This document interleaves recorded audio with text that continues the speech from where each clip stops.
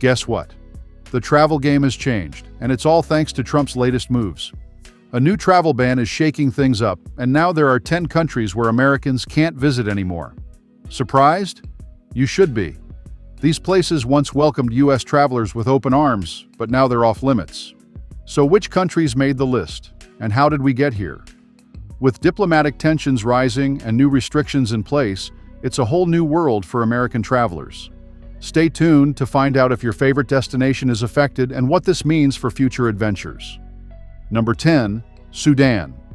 Sudan, a country rich in history and culture, has faced its fair share of challenges over the years. For American travelers, visiting Sudan requires obtaining a visa, which is only available through a local embassy or consulate. This process can be cumbersome, as it involves securing a paper or embassy visa, typically added as a stamp or sticker in the passport. The need for such a visa stems from long-standing diplomatic complexities and security concerns. During Trump's presidency, Sudan was included in the list of countries affected by travel restrictions, further complicating travel plans for Americans. These restrictions were part of broader immigration policies aimed at addressing national security concerns, but they also inadvertently strained relations between the U.S. and Sudan. The situation in Sudan is further complicated by its internal conflicts. Since gaining independence from Sudan in 2011, South Sudan has experienced ongoing violence, which escalated into a civil war in 2013. Although a peace deal was reached in 2018, sporadic violence continues to plague the region. This instability has led to millions of people fleeing the country, seeking refuge in neighboring nations and beyond. The U.S. has expressed concerns over the humanitarian crisis, but the travel restrictions remain a point of contention. For Americans interested in exploring Sudan's rich cultural heritage, these political and security issues present significant hurdles. Number 9. Iraq. Iraq, a nation with a rich tapestry of history and culture, has also been significantly impacted by travel policies from the Trump administration. Initially included in the list of countries facing a temporary U.S. travel ban, Iraq was later removed after intense lobbying from Iraqi officials. This decision was influenced by Iraq's strategic role in combating ISIS, with key figures like Secretary of Defense James Mattis and National Security Advisor General H.R. McMaster advocating for its removal from the ban. Despite this exemption, the initial inclusion in the travel ban highlighted the complex relationship between the U.S. and Iraq, shaped by years of conflict and cooperation. The removal of Iraq from the travel ban was seen as a positive step towards strengthening diplomatic ties between Baghdad and Washington. However, the process underscored the delicate balance of maintaining security while fostering international relations. The Trump administration's focus on stringent vetting measures for travelers from certain countries, including Iraq, was part of a broader strategy to address national security concerns. While these measures aimed to prevent potential threats, they also created barriers for legitimate travelers, including those seeking to visit family or conduct business in the U.S. Before we continue, please like, comment, and subscribe. Number 8. Venezuela. This South American nation has been in the spotlight for quite some time, primarily due to its political turmoil and economic challenges. The Trump administration's travel ban on Venezuela was part of a broader strategy aimed at exerting pressure on President Nicolas Maduro's government. Officially, the reason given for including Venezuela in the travel ban was the country's lack of cooperation in verifying whether its citizens posed national security or public safety threats to the United States. However, many analysts argue that the inclusion of Venezuela was more about providing legal cover for a broader agenda, which included restricting entry from predominantly Muslim countries. The travel ban targeted a small group of regime loyalists, but it symbolized a larger diplomatic rift between the two nations. The situation in Venezuela is complex, with a severe economic crisis leading to shortages of basic necessities like food and medicine. The U.S. sanctions, while intended to weaken Maduro's grip on power, have also contributed to the hardships faced by ordinary Venezuelans. The sanctions have made it difficult for the country to access international financial markets, exacerbating the economic downturn. For Americans, traveling to Venezuela is not just about navigating the travel ban. It's also about understanding the risks associated with visiting a country in such a precarious state. Violent crime, political instability, and a crumbling infrastructure are all factors that make travel to Venezuela challenging. Despite these challenges, Venezuela remains a country rich in natural beauty and cultural heritage. From the stunning Angel Falls, the world's highest uninterrupted waterfall, to the vibrant culture of Caracas, there's much to admire. However, until the political and economic situation stabilizes and relations with the U.S. improve, Venezuela will likely remain off-limits for many American travelers. It's a classic case of geopolitics overshadowing the potential for cultural exchange and tourism. Number 7. Cuba. Next, let's talk about Cuba, a country that has long been a point of contention in U.S. foreign policy. The relationship between the U.S. and Cuba has been fraught with tension since the Cuban Revolution in 1959, which brought Fidel Castro to power. The U.S. severed diplomatic ties in 1961, and a trade embargo was imposed, making it difficult for Americans to travel to the island. While the Obama administration made strides towards normalizing relations, including easing travel restrictions, the Trump administration took a different approach. In 2017, President Trump rolled back many of the Obama-era policies, reinstating stricter travel regulations. The individual people-to-people travel category was eliminated, and commercial flights to the interior of the island were suspended, allowing landings only in Havana.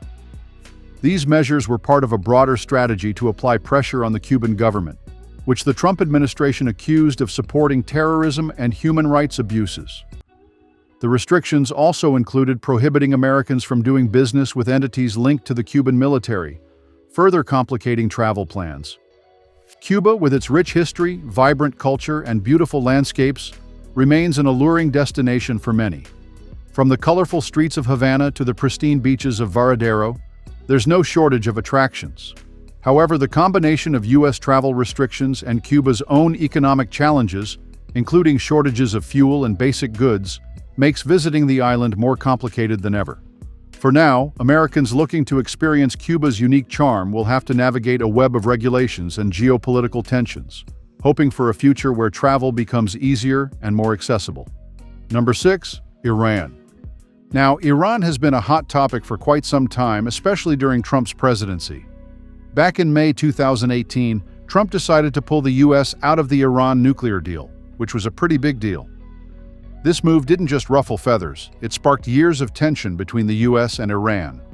The nuclear deal, officially known as the Joint Comprehensive Plan of Action, JCPOA, was an agreement aimed at curbing Iran's nuclear capabilities in exchange for lifting economic sanctions. But when Trump withdrew, he reimposed those sanctions, and things got tense. Fast forward to January 2020, and the situation escalated further when the U.S. carried out a military strike in Iraq that killed Major General Qasem Soleimani, a top Iranian commander. This action was seen as a major escalation, and Trump's threats on social media didn't help ease the situation. So, if you're an American thinking about visiting Iran, it's not just about getting a visa.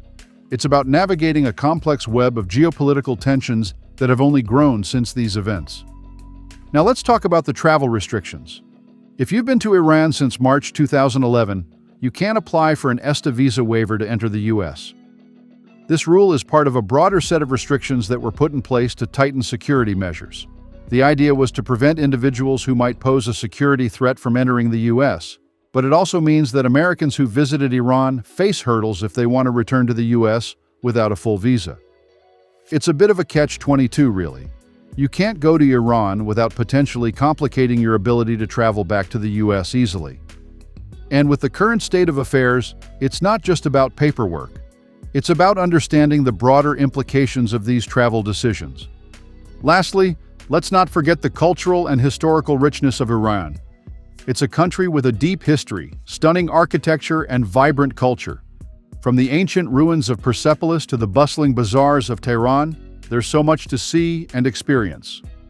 But with the current political climate, visiting Iran as an American isn't just about tourism. It's about navigating a complex relationship between two nations that have had their fair share of disagreements. So, while Iran remains a fascinating destination, the reality is that the political landscape makes it a challenging place for Americans to visit right now. Number 5. Yemen. Next, we have Yemen. Now, Yemen's situation is a bit different, but equally complex. The country has been embroiled in a civil war since 2014, and it's been labeled by the United Nations as the world's worst humanitarian disaster in half a century. The conflict involves multiple factions, including Iran-backed Houthi rebels and a Saudi-led coalition supported by the U.S. During Trump's presidency, the U.S. conducted airstrikes against these Iran-backed rebels, further complicating the situation. The strikes were part of a broader strategy to counter terrorism and stabilize the region, but they've also contributed to the ongoing conflict and humanitarian crisis. Traveling to Yemen as an American is practically impossible right now. The U.S. Embassy in Sana'a was closed following the outbreak of war, and all Yemeni visa petitions were transferred to other countries. For Yemeni Americans, this has meant traveling to places like Djibouti to process their visa applications, often facing long waits and uncertainty. Trump's travel ban, which included Yemen among several Muslim-majority countries, has made it even harder for Yemeni Americans to reunite with their families. The ban was controversial, seen by many as discriminatory, and it left countless families separated, with loved ones stranded in third countries. Yemen itself is a country of incredible beauty and history. From the ancient skyscrapers of Shibam to the stunning landscapes of Socotra, Yemen has a lot to offer. But the ongoing conflict has devastated the country, leaving millions in need of humanitarian aid. The U.S.'s involvement, particularly during Trump's administration, has been criticized for focusing too heavily on military solutions rather than addressing the root causes of the conflict. As a result, Yemen remains a challenging and dangerous place for Americans to visit, with the political and humanitarian situation showing little sign of improvement in the near future. Number 4. Somalia. Next up, we've got Somalia.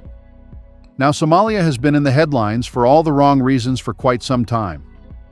The country is grappling with a civil war that's been ongoing for decades, leading to widespread poverty and instability. The U.S. Department of State has long advised against travel to Somalia due to the high risk of terrorism, kidnapping, and piracy. But what really put the nail in the coffin was President Trump's travel ban. During his first term, Trump issued several executive orders that restricted entry from countries he deemed security risks, and Somalia was right there on the red list. This wasn't just about the chaos within Somalia. It was also about the country's ties with groups like Al-Shabaab, an Al-Qaeda affiliate. The Somali government's corruption and its cozy relationship with Beijing didn't help either. So if you're thinking of visiting Mogadishu, you might want to reconsider, unless you're keen on dodging pirates and terrorists. But here's the kicker. Not all of Somalia is the same. There's Somaliland, a region that's night and day different from the rest of the country. While Somalia is dealing with all sorts of issues, Somaliland is democratic and partners with Taiwan instead of China. It's a place where you can walk around Hargeisa or Berbera without needing a security detail. Yet despite its stability, Somaliland gets lumped in with the rest of Somalia under the travel ban. It's like punishing the kid who did their homework because their sibling didn't. The Trump administration's broad brush approach means even the good guys get caught in the crossfire. And let's not forget the Abarso network in Somaliland, which is probably one of USAID's most successful projects. Graduates from the Abarso school have made it to Ivy League schools and top American businesses. They contribute more in taxes than any grant they received, proving that investment in education pays off. But despite all this, the visa ban remains, making it tough for Somalilanders to visit the U.S. It's a classic case of throwing the baby out with the bathwater, and it's a real shame because Somaliland could teach us a thing or two about resilience and progress. Number 3, Libya. Next on the list is Libya, a country that's been through the ringer since the fall of Gaddafi. The power vacuum left behind has led to a fractured nation with rival factions vying for control. It's a bit like Game of Thrones, but with less dragons and more militias. The instability has made Libya a breeding ground for terrorist groups, which is why it ended up on Trump's travel ban list. The idea was to prevent potential threats from entering the U.S., but it also meant cutting off Libyans who had nothing to do with the chaos. Libya's inclusion in the travel ban wasn't just about terrorism, though. It was also about the lack of a stable government that could provide reliable information about its citizens. The Trump administration wanted countries to share data on travelers, and Libya, with its fragmented governance, couldn't meet those requirements. So it got slapped with restrictions, making it difficult for Libyans to visit the U.S. or for Americans to venture into Libya. It's a bit like trying to organize a party when half the guests don't have phones. Communication breakdowns all around. Despite the challenges, Libya is a country with a rich history and stunning landscapes. From the ancient ruins of Leptis Magna to the vast Sahara Desert, There's a lot to see if you can get past the security concerns. But for now, thanks to the travel ban, Libya remains off-limits for many Americans. It's a reminder of how geopolitics can impact travel plans, and how sometimes the actions of a few can affect the lives of many. Number 2. Syria. Next up, Syria. Now, Syria is a country that's been through a lot. It's located in the Middle East, bordered by countries like Turkey and Iraq. The situation there has been quite complex, especially since the civil war began in 2011. This conflict has led to a humanitarian crisis, with millions displaced and seeking refuge elsewhere. But what does this have to do with Americans not being able to visit? Well, during Trump's presidency, he implemented a travel ban that included Syria. This was part of an executive order aimed at restricting entry from several predominantly Muslim countries, citing national security concerns. The idea was to prevent potential threats, but it also meant that ordinary people, including those wanting to visit family or explore the ancient ruins of Palmyra, found themselves unable to enter the U.S. or vice versa. Now let's talk about the impact of this decision. For one, it strained diplomatic relations. Syria and the U.S. weren't exactly best friends before, but this move didn't help matters. It also affected Syrian Americans who were caught in the middle, unable to reunite with loved ones. And let's not forget the cultural exchange aspect. Syria is home to some of the world's oldest civilizations, and the inability to visit means missing out on a rich tapestry of history and culture. Imagine not being able to see the ancient city of Aleppo or the stunning Umayyad Mosque. It's like having a library card but being told you can't check out any books. Lastly, there's the human element. The travel ban wasn't just about politics, it was about people. Families separated, students unable to pursue education abroad, and a general sense of isolation for those affected. While the intention might have been to protect, the reality was a lot more complicated. It's a reminder that policies can have far-reaching consequences, touching lives in ways that aren't always immediately visible. So, while Syria remains a place of intrigue and history, for now, it's a destination that's off-limits for many Americans. Number 1. North Korea. Next on our list is North Korea, a country shrouded in mystery and often making headlines for its political antics. Located on the Korean peninsula, it's bordered by South Korea, China, and Russia. Now, North Korea isn't exactly known for being a tourist hotspot, but there was a time when adventurous travelers could visit under strict conditions. However, things took a turn during Trump's presidency. In 2017, following the tragic case of Otto Warmbier, an American student who was detained in North Korea and later died after being returned to the U.S., the Trump administration decided to bar Americans from traveling to North Korea. The reasoning was clear: the risk of wrongful detention was too high. This decision was part of a broader strategy to apply pressure on North Korea regarding its nuclear program. The U.S. and North Korea have had a tense relationship for decades, with the Korean War technically never ending. It concluded with an armistice, not a peace treaty. Trump's approach was to use a mix of sanctions and diplomatic efforts to curb North Korea's nuclear ambitions. The travel ban was a piece of that puzzle, aiming to limit interactions and reduce the chances of Americans getting caught up in political games. But what does this mean for the average person? Well, for starters, it means missing out on a unique cultural experience. North Korea is unlike any other place on Earth, with its own set of rules, traditions, and way of life. From the grand architecture of Pyongyang to the mass games, a massive gymnastics and artistic festival, there's a lot that remains unseen by Western eyes. However, the risks are real, and the decision to restrict travel was made with safety in mind. It's a delicate balance between curiosity and caution, and for now, caution is winning out. If you enjoyed this video, let us know in the comment section down below and turn on your notifications to know when next we upload. See you in our next video. Bye-bye.